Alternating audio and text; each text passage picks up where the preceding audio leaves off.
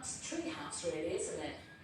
I mean, I think a complex site, steeply sloping, with a view in the trees, for me, personally, is perfect.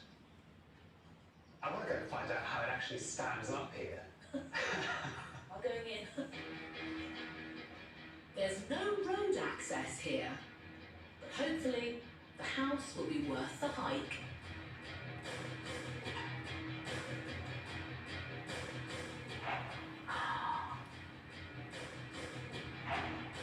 This is something else.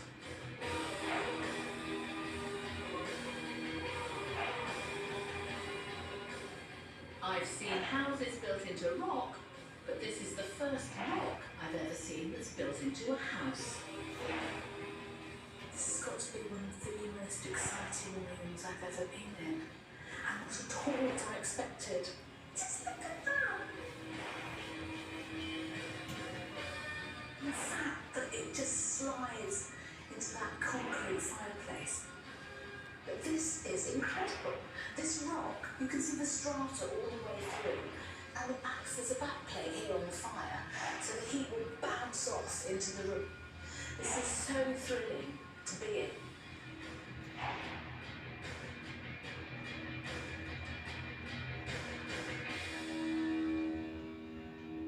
It's really, it's a work of art. By shaping the house around the cliff face, the architect has created a series of volumes that redefine our notion of what rooms are. This isn't simply one big house subdivided by internal walls. This is more a series of interlinked spaces and pods built around the rock. The entrance leads you into a huge double-height main living space with its striking exposed rock face.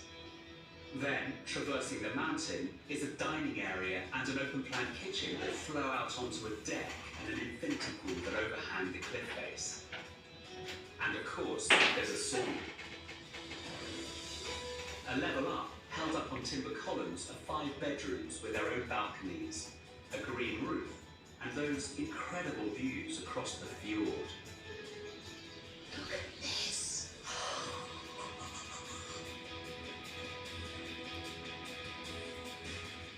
I think this is probably the greatest house I've ever been in, and I've only been here for a few moments.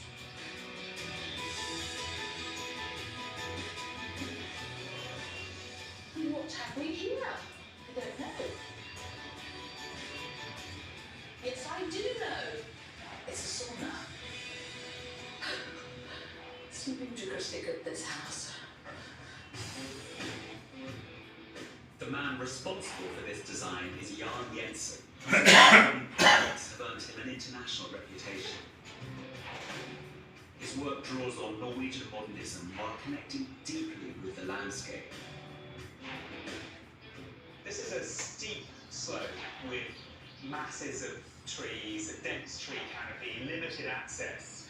Tell me about beginning to fit the building to this. We tried as much as possible to adjust the building to the site, not opposite way, which is the usual way in architecture. What about the experience of being in this forest? I think for me and for the client, one important aspect was the memory of play. When we were a small boy, we built small houses up in the trees. So it's kind of this dream of this extreme freedom you had to do anything up there. This site came with real difficulties, and translating a complex set of ideas into a built structure was a huge challenge. With such limited access, the largest components had to be airlifted in. With an 800-kilogram limit on what could be carried, it took 17 separate flights.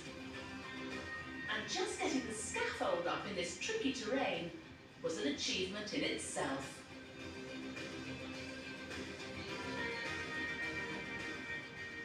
This is the most extraordinary piece of bedrock that becomes the house. We could have pushed the house 3-4 meters away from this and